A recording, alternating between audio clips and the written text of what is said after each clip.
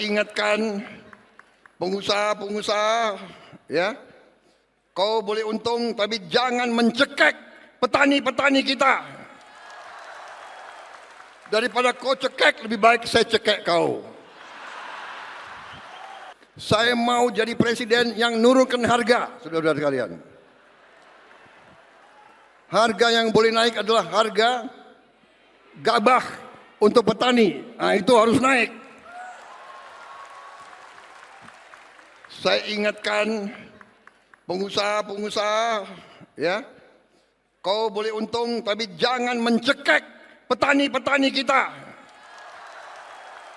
Daripada kau cekek, lebih baik saya cekek kau.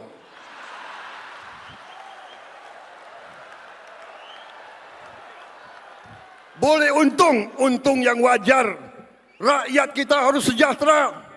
Petani kita harus dapat keuntungan yang cukup. Kalau kau tidak patuh dengan peraturan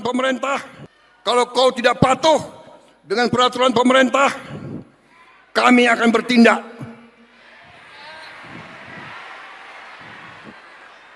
Dan dasar hukum saya kuat. Dasar hukum saya adalah Undang-Undang Dasar 1945 Pasal 33.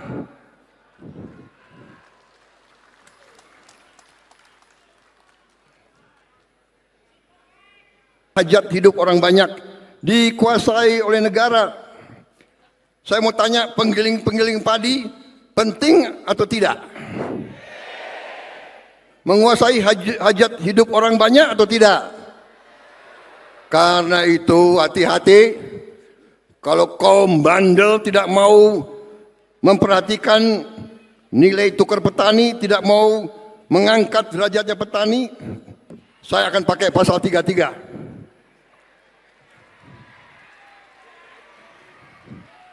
Saya atas nama rakyat Indonesia, saya akan kuasai penggilingan padi yang bandel-bandel itu. Tapi saya dengar mereka sudah mau ikut. Ada Menteri Pertanian di sini. Mereka sudah mau ikut kita. Mereka masih mau di Republik ini.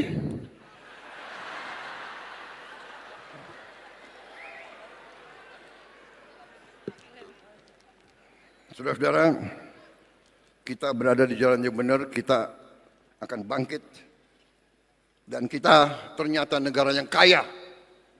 Negara yang kaya. Terima kasih menteri-menteri saya, kerjasama. Kita telah menghemat uang cukup besar. Dan memang mau direkayasa bahwa dengan penghematan ini, gaji dipotong, inilah itulah, ya biasa perlawanan, nggak apa-apa. Kita mau adakan perbaikan, ya biasanya dilawan oleh mereka-mereka yang tidak suka kebaikan. Tapi kita akan berhasil, karena kita berada di pihak yang benar. Kita membela rakyat banyak. Minimal 15 proyek, mega proyek yang miliar-miliar dolar kita mulai tanpa kita minta investasi dari luar negeri. Kita akan wujudkan cita-cita Bung Karno, berdiri di atas kaki kita sendiri. Kita tidak akan minta-minta. Ada yang datang dari luar, hanya bisa saya bilang, silakan, Anda mau masuk ke Indonesia, kami terbuka. Tapi kita tidak akan mengemis, saudara-saudara sekalian. Kita akan bangkit dengan kekuatan kita sendiri, saudara-saudara sekalian. Tanggal 24 Februari yang akan datang, 9 hari dari sekarang, kita akan luncurkan dana investasi Indonesia yang saya beri nama Danantara. Daya Anagata Nusantara. Artinya kekuatan atau energi masa depan Indonesia. Danantara adalah kekuatan, energi masa depan. Dan ini harus kita jaga bersama. Karena itu saya minta semua presiden sebelum saya berkenan ikut menjadi pengawas di dana ini.